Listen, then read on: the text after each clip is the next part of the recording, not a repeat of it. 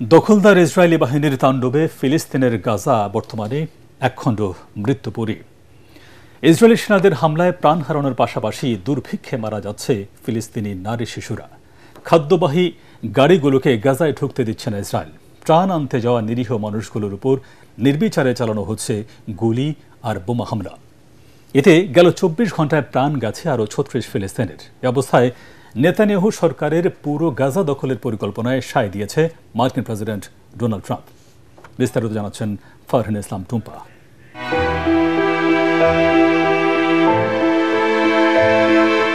গাজা সিটির এজিকিম ক্রসিং এর মতো খাদ্য বিতরণ কেন্দ্রের খোঁজ পেলেই ছুটছে শিশু কিশোর সব বয়সী মানুষ। একমুঠো খাবারের খোঁজে এমন হাজারো ক্ষুধার্ত ফিলিস্তিনি জানে না এই খাবার নিয়ে পরিবারের কাছে আর ফেরা হবে কিনা।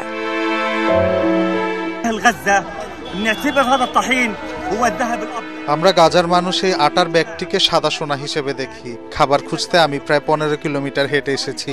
আল্লাহ জানেন আমি আমার সন্তানদের বিদায় জানিয়েছি, কারণ আমি হয়তো আর ফিরব না।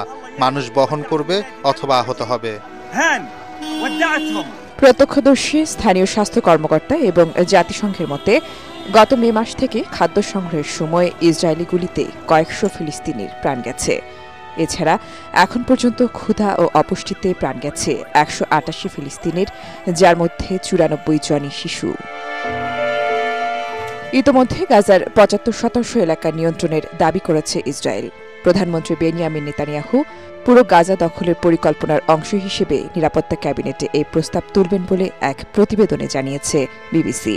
সাংবাদিকদের প্রশ্নের জবাবে ট্রাম্প বলেন, এই পরিকল্পনাকে বাধা দেবেন না তিনি। গাজার মানুষ যাতে খাবার পায় সেদিকে আমি নজর দিতে চাই। অন্য বিষয় নিয়ে আমি সত্যিই কিছু বলতে পারছি না। এটা মোটামুটি ইসরায়েলের ওপর নির্ভর করছে। পুরো গাজা দখলে নেওয়ার নেতানিয়াহুর পরিকল্পনা উদ্বেগ তৈরি করেছে আন্তর্জাতিক মহলে। এ বিষয়ে জাতিসংঘের শীর্ষ কর্মকর্তা মিরোস্লাভ জেনকা বলেন, গাজা সম্পূর্ণরূপে দখল করার পরিণতি ভয়াবহ হবে। আন্তর্জাতিক আইন এই বিষয়ে স্পষ্ট। গাজা ভবিষ্যতের ফিলিস্তিনি রাষ্ট্রের একটি অবিচ্ছেদ্য অংশ হয়ে থাকবে। গাজায় এখনও ২০ লাখেরও বেশি ফিলিস্তিনের বসবাস। এর নিয়ন্ত্রণ পুরোপুরি ইসরায়েলের হলে এখানকার বেসামরিক জনগণের ভবিষ্যৎ, সেই সাথে জাতিসংঘ সহ মানবিক সহায়তা সংস্থার কাজ কিভাবে চলবে তা এখনও স্পষ্ট নয়। তবে নেতানিয়াহুর গাজা দখলের পরিকল্পনা আবারও সংকট বাড়ালো চরম মানবিক সংকটে গাজার ৯০% বাস্তুচ্যুত বাসিন্দার। ফারহিন ইসলাম টুম্পা, এটিএন বাংলা।